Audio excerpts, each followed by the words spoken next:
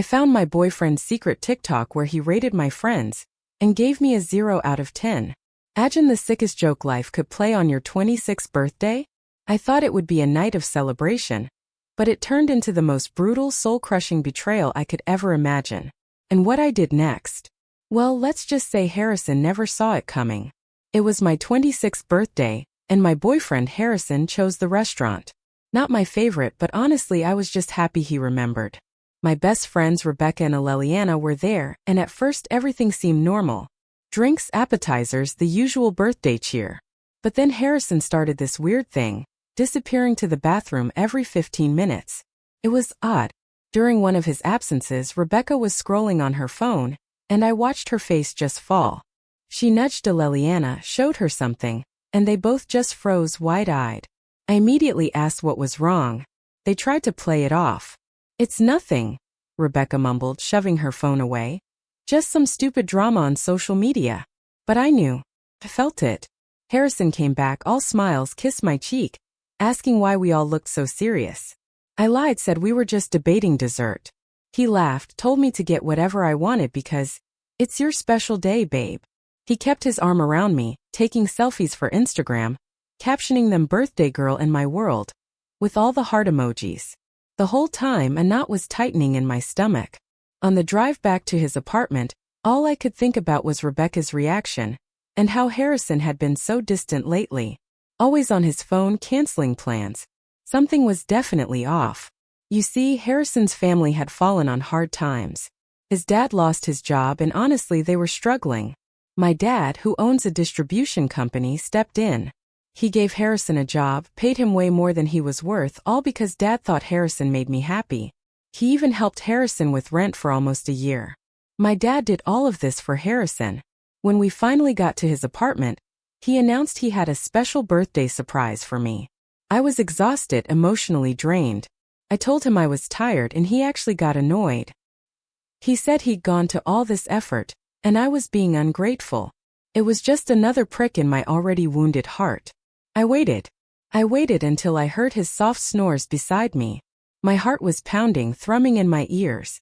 I grabbed my phone and texted Rebecca. "Show me what you saw." 3 dots immediately appeared. She was typing, then stopping, then typing again. Finally, her message came through. "Are you sure? It's bad." I just typed, "Just show me." The link appeared seconds later. My hands were shaking so hard I almost dropped the phone. I clicked. And there it was. Harrison's secret TikTok account. The one he swore he didn't have because TikTok is stupid and for kids. It had a whole series called Rating My Girlfriend's Friends. 6 videos. The latest one had my face in the thumbnail, with a huge angry red X over it. My breath hitched. I pressed play, my heart now a drum solo against my ribs. Harrison's voice came through, sickeningly clear. "And finally, this is my girlfriend. Yes, I'm suffering. She's fat, ugly, and delusional. I'm only with her because her dad pays my bills. Look at this creature." That video was from our beach trip last month. I'd been so self-conscious about wearing a bikini, remember? He told me I looked beautiful. He took pictures of me, smiling, telling me how proud he was of me for facing my fears. And he'd used those exact pictures to humiliate me online. The comments were even worse. His friends laughing. Someone wrote, "Bro, leave that whale." And Harrison hearted it. Hundreds of comments. He'd replied to them all, agreeing, laughing along. The video had 47K views. 47,000 people had seen him mock me. I looked over at Harrison, sleeping soundly beside me. This man who, just hours ago, had told me he loved me. Who had spent the last 3 years of my life making me believe he cared. Who had taken my family's generosity and repaid it by humiliating me online for clout. My blood ran cold. While he slept, I went through his phone. I found all the messages with his friends joking about me. The dating apps he was secretly using. This man who lived in an apartment my dad owned, drove a car my dad helped him buy, had a job only because of my dad. And all this time he was making videos about how ugly I was and how he was just using me for money. The irony was a bitter taste in my mouth. I was the one who convinced my dad to help him in the first place. I could have woken him up right then. Could have screamed, cried, thrown his phone at his lying face. But something stopped me. A chilling calm settled over me. I realized that if I confronted him now, he'd just deny it, or say it was a joke or blame me for overreacting. Nothing would really happen to him. He might lose me, sure, but the videos made it clear he didn't even want me. The only thing he'd truly lose was my dad's money. The next morning I woke up, made him breakfast like nothing was wrong. I kissed him goodbye when he left for work. Then I called Rebecca and Aleliana. I told them everything. And I told them I wasn't going to just cry about it. I wasn't going to just break up with him. I wasn't going to just expose him. No. What Harrison had done to me deserved something much, much more creative. I needed a plan. A plan that would make him regret every single word he'd ever said about me. The next 3 days were a blur. I spent every waking moment researching Harrison's social media. Rating my girlfriend's friends was just the tip of the iceberg. He had accounts everywhere. Twitter, Instagram, Snapchat. All under different names but clearly him. Each one was a new horror show. Complaining about being stuck with me. Posting side-by-side comparisons of me versus hot girls. Basically documenting his elaborate scam using me and my family for money. Rebecca and Aleliana came over. Their faces etched with fury on my behalf. We documented everything. Downloaded videos, screenshot comments. There was a whole group chat with his friends, where they mocked my weight, my voice, even the way I talked. They had this running joke about how Harrison was taking one for the team by dating me because my dad was his meal ticket. My dad has always been overprotective. Single dad, only daughter. When I started dating Harrison, Dad was skeptical. But he warmed up when he saw how happy Harrison made me. And when Harrison's family struggled, I was the one who convinced my dad to help him. My dad trusted my judgment. And I had vouched for this thing. Who was laughing at us behind our backs. I called my dad and asked him to meet for lunch, just the two of us. We met at his favorite steakhouse. I could see the concern in his eyes. I'd planned to ease into it, but the moment I saw his face, the way he looked at me with so much love, I couldn't hold it in anymore. I showed him everything. The videos. The comments. The messages. I watched my dad's expression change from confusion to shock to a cold, hard anger I'd never seen before. He didn't say anything for a long time, just scrolled through screenshot after screenshot, video after video. Finally, he put down his phone and looked at me. "Are you okay?" he asked, his voice low. I told him the truth. That I wasn't, but I would be. That I wasn't going to let Harrison get away with this. Dad nodded slowly and said something that both shocked and empowered me. "Do whatever you need to do. I've got your back." See, my dad isn't just some rich guy. He built his business from nothing, survived 3 recessions, dealt with competitors trying to bankrupt him. He's the kind of man who knows how to handle people who cross him. And Harrison? He had crossed both of us. We made a plan. A real plan. Something that would make Harrison regret ever thinking he could use us. Step 1 was simple. Dad transferred Harrison to the warehouse across town. Longer hours, harder work, less pay. When Harrison asked why, Dad just said, "Budget cuts at the main office." Nothing personal, just business. Second step. The apartment. Technically, Harrison had signed a lease with my dad's property management company. We went through it with Dad's lawyer. Turns out Harrison had violated multiple terms. Unauthorized subletting. He'd been renting the second bedroom to his friend Vincent without telling us. Property damage, holes in the walls he'd covered up with posters. Even keeping a pet snake when the lease specifically said no pets. But we didn't evict him. Not yet. That would be too obvious. Instead, the property management company sent notice. Routine maintenance on all units. They'd need access every day for the next 2 weeks, sometimes with very little notice. I knew this would drive him absolutely insane. Third step, my dad called in the car loan. Harrison had missed 2 payments, something he'd hidden from me, which meant the bank could demand immediate payment in full. Harrison didn't have that kind of money. He'd have to beg my dad for help, which of course my dad wouldn't give. All of this happened within the first week after my birthday. Harrison had no idea I knew anything. I kept acting completely normal, the loving girlfriend, the supportive partner, all while watching his life slowly, deliberately start to unravel. He complained about the job transfer. "I don't understand why your dad is doing this to me," he whined. I looked him right in the eyes and said, "Maybe Dad's just trying to help you develop new skills. Maybe this is a good opportunity to prove yourself. Harrison nodded like this somehow made sense, like my dad was still looking out for him. He complained about the maintenance people, said they were coming at inconvenient times, going through his things. I suggested ever so sweetly, maybe you should clean up a bit. Maybe get rid of that snake that isn't supposed to be there in the first place. His face. Oh, his face. When I mentioned the snake. Priceless. He had no idea I knew about it. He complained about the car loan. Said the bank was being unreasonable. Asked if I could talk to my dad about helping him out. I said I'd think about it. Then deliberately changed the subject, leaving him hanging. Rebecca and Aleliana checked in every day. They were worried I might break and confront him. But honestly, watching Harrison slowly realize his perfect setup was falling apart was way more satisfying than any screaming match could have been. By the end of the second week, Harrison was a mess.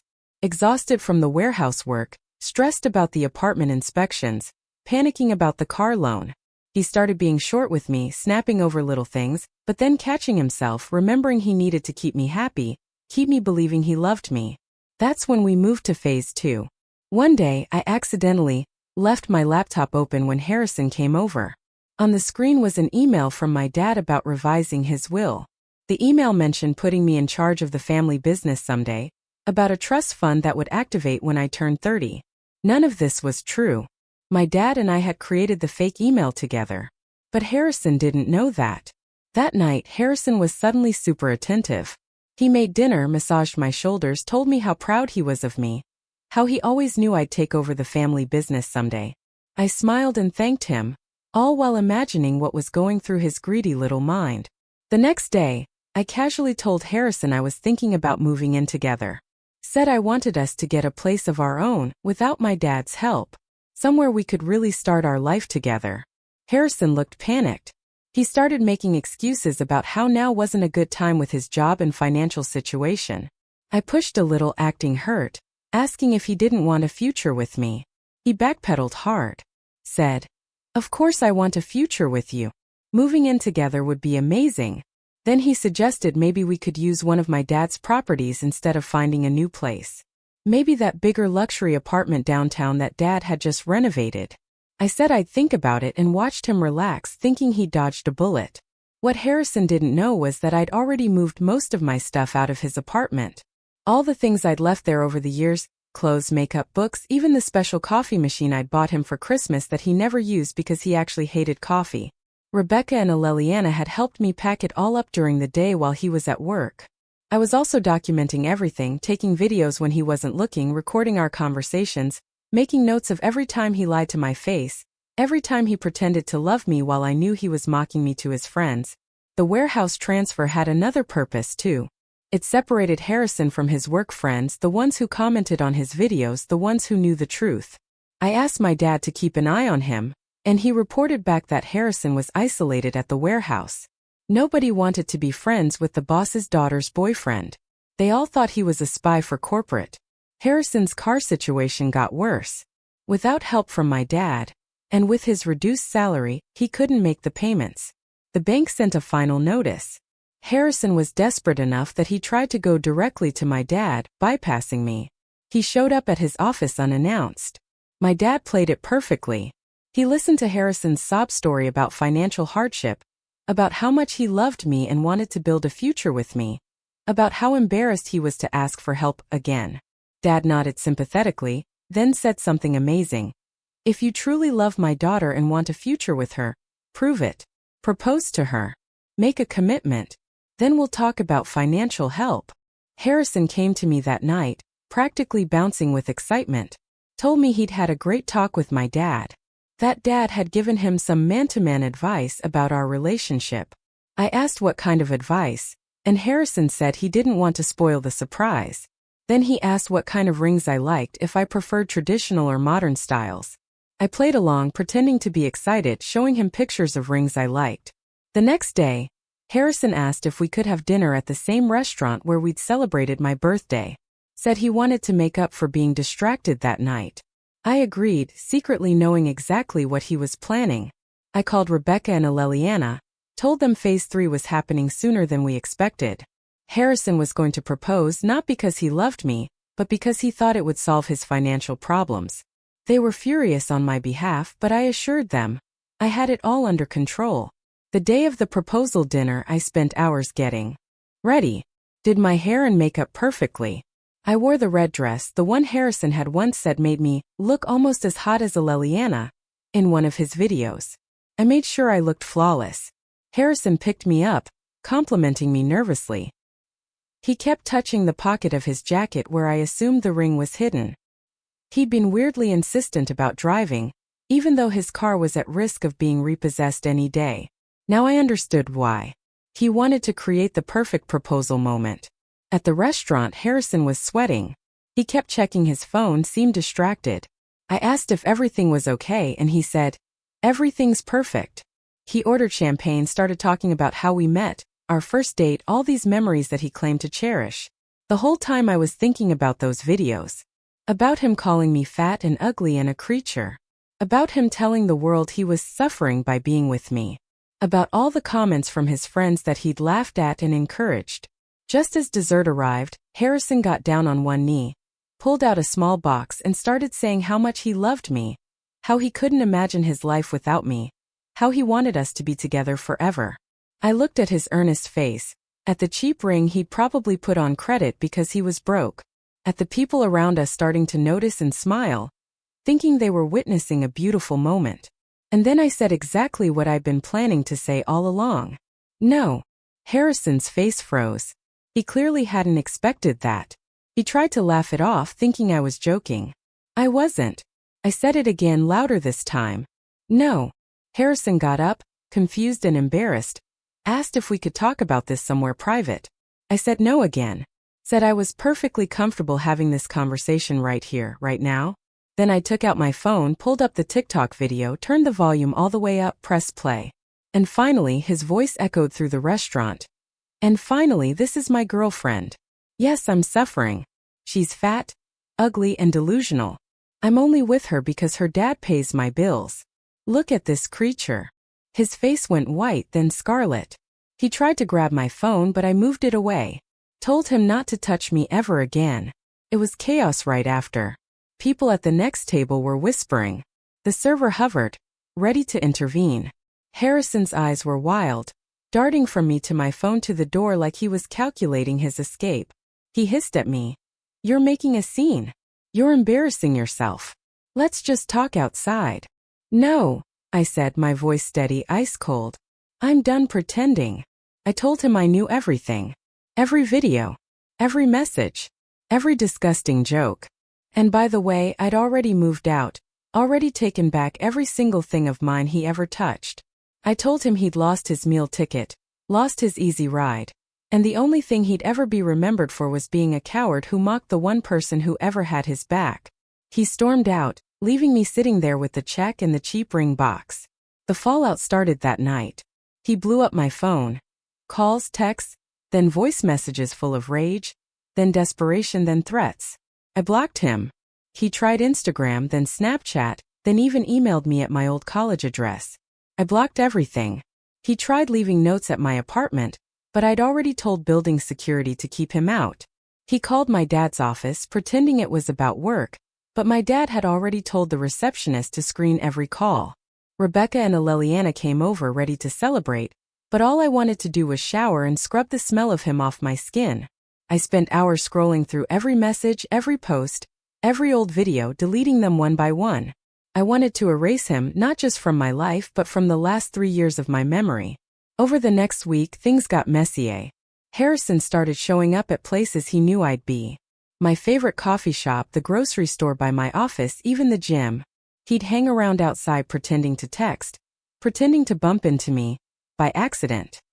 He'd try to talk, try to apologize, but it was always the same. "I'm sorry you're upset. I'm sorry you misunderstood. I'm sorry you saw those things, but you know I love you. You know I need you. You know I can't do this without you." I never gave him the satisfaction of a response. I walked past him like he was invisible. One night, Rebecca and I were leaving a bar when we saw his car idling across the street. I looked at her, she looked at me, and without a word I whipped out my phone and started filming. I walked straight up to his window and asked if he was lost. He looked startled, then mad, then tried to play it off like he was waiting for a friend. I told him to leave or I'd call the cops. He started to protest, but Rebecca was already on the phone.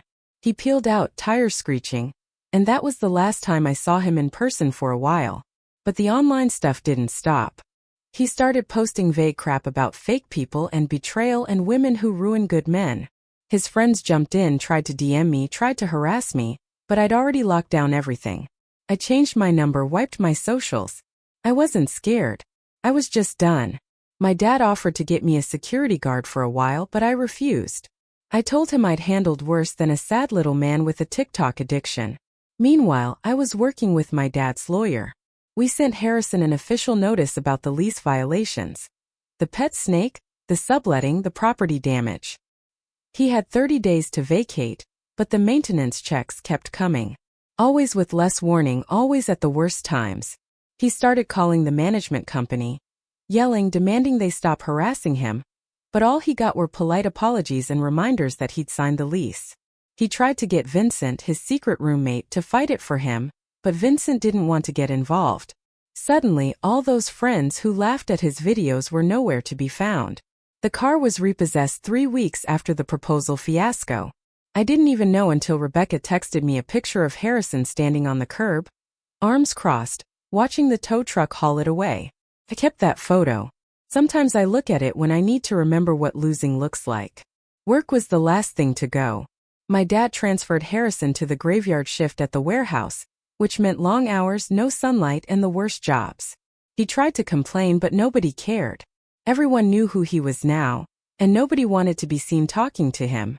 The only reason he kept the job at all was because my dad wanted to keep him close long enough to finish the plan.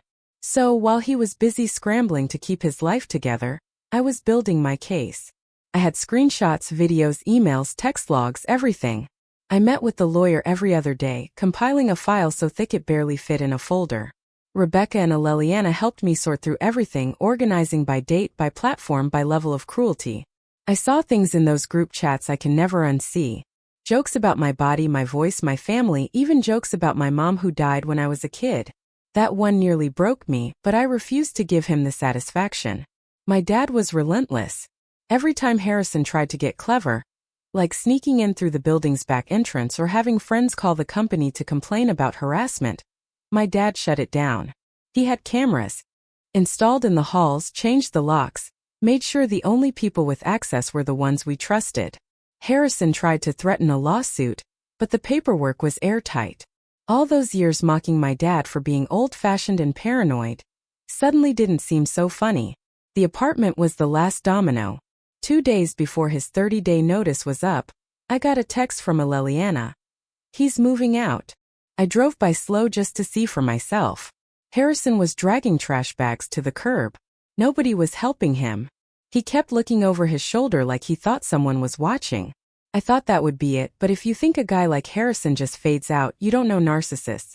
2 nights later, I came home and found the words "gold-digging whale" written in Sharpie on my apartment door. I laughed. I took a picture, texted it to my dad and the property manager, and spent the next hour scrubbing it off. I never called the cops.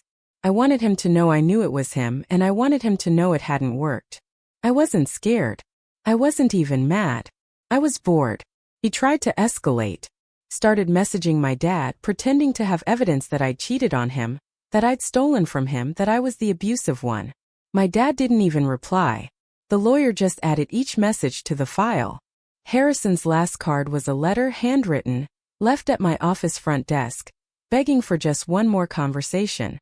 The receptionist threw it out before I saw it. She knew the drill. Aleliana and Rebecca were worried he'd try something worse. I told them I wasn't worried. I changed my routines, kept my phone on me, never walked home alone. I wasn't an idiot, but I also wasn't going to let fear run my life. About 3 weeks after his eviction, I got a call from the warehouse manager, my dad's friend, someone I'd known since I was a kid. He told me Harrison hadn't shown up for his last 4 shifts, hadn't called in, hadn't picked up his last check. They'd boxed up his locker and found it full of junk. Empty energy drink cans, ripped up notes, some old photos of us from when we first started dating. The manager asked if I wanted them. I said, "Throw it all out." Then Monday morning I walked into my office and there he was. Harrison. Sitting on the curb outside the building holding a cardboard sign that said, "Please forgive me." He looked like hell. 3 days worth of stubble, eyes red, hands shaking. He didn't look up as I walked past, just kept staring at the ground, clutching his stupid sign like it was going to change anything. The receptionist caught my eye and mouthed, "He's been here every morning for 3 days." I shrugged. I told her, "If he comes inside, call security." She said, "Already did." I sat at my desk, opened my laptop and got to work. By lunchtime he was gone, but the sign was still there, propped up against the trash can outside. I took a picture, texted it to Rebecca, Leliana, and my dad just in case he wanted to laugh. That's all I have for now. I don't know what Harrison will try next, but I know that whatever it is, he'll never get forgiveness, never get my attention, never get another chance. Part of me wondered if seeing Harrison outside my office would be the end, like he'd finally hit rock bottom and disappear. But of course that's not how guys like him work. If you've ever been used, humiliated, and then stalked by someone who's convinced you owe them forgiveness, you know the sign is never the end.